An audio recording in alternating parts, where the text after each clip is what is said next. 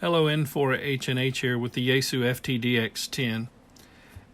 And this video is going to be about a nitpick that I have with this radio.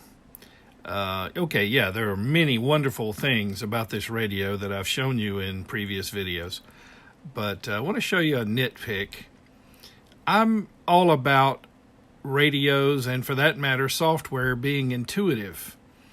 And this is an area where I believe the radio could use some improvement. I've made my suggestion to Yaesu, but in all honesty, if they don't hear from enough people, I don't believe they take them very seriously.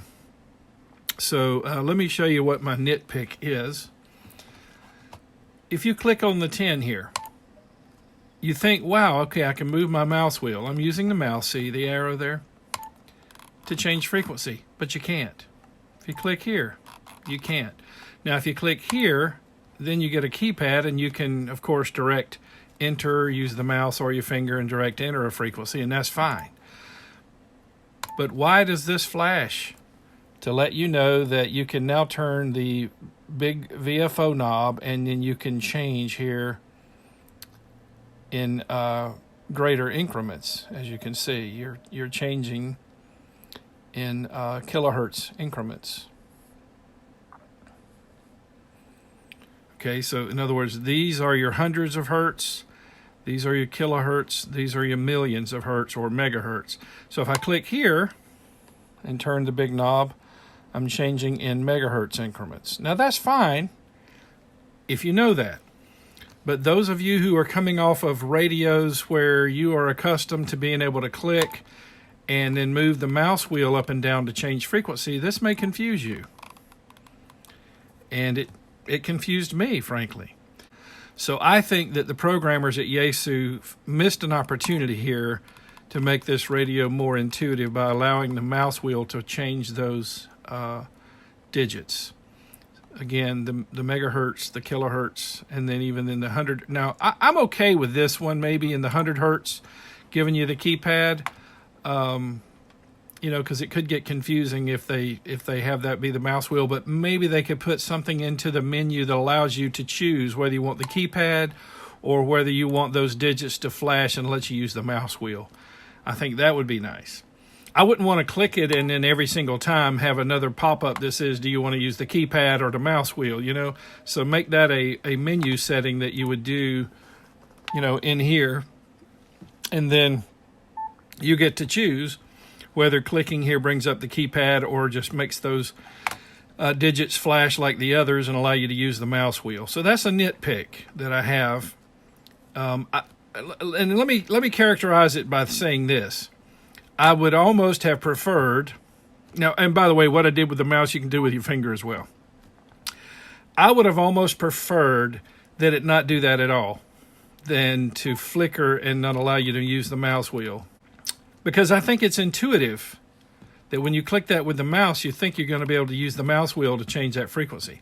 Now, I think that they probably would also have to consider some programming that would decide that, if you press with your finger, then you do have to rotate the big knob because you may not have a mouse connected. But if you have a mouse connected, so that they would write the code to where if it knows that a mouse is connected, and it does, I just plugged the mouse in and it works. If it sees a mouse connected and you click, then you use the mouse wheel. But if it doesn't see a mouse connected and I tap, then I do use the big knob. But you see what I'm saying? I think it's less intuitive when the radio flickers like that and does not let you use the mouse wheel to change frequency. So if you agree, maybe contact Yaesu through their website or call their support team and put that on their list so they can report that to the programmers, because quite honestly, things that relate to firmware and software are prioritized according to the number of requests that they get for it. So if you agree with me on that, you might help out by requesting. And again, let's characterize it this way. When I click with my mouse, I want my mouse wheel to be able to change those increments, be they the megahertz or the kilohertz. And And then I would like a menu selection to where if I click this one, I either get the keypad or I can use the mouse wheel. Furthermore, if the mouse is connected and I click, then I want to be able to use the mouse wheel. If the mouse is not connected and I tap with my finger, then I would use the big knob. Okay? Well, I hope you found that helpful and informative, even though that is a nitpick of the radio. But I thought I would throw that out there in case there are any of you out there who agree with me and would like to see that function improved. And as always, thank you to my Patreons who help me keep this channel going. And if you want to become a Patreon, go to www.patreon.com/N4HNH.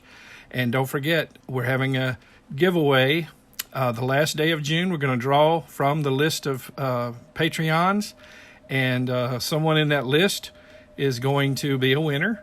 And we'll spend an hour on Zoom talking about ham radio, playing ham radio, addressing any needs you have. Maybe you want to tweak your radio, transmit audio, receive audio, whatever the case may be. It doesn't have to be this radio. It can be any radio. Hopefully I'll know enough about it. But a lot of the radios have similar features. So, we'll just have fun for an hour on Zoom.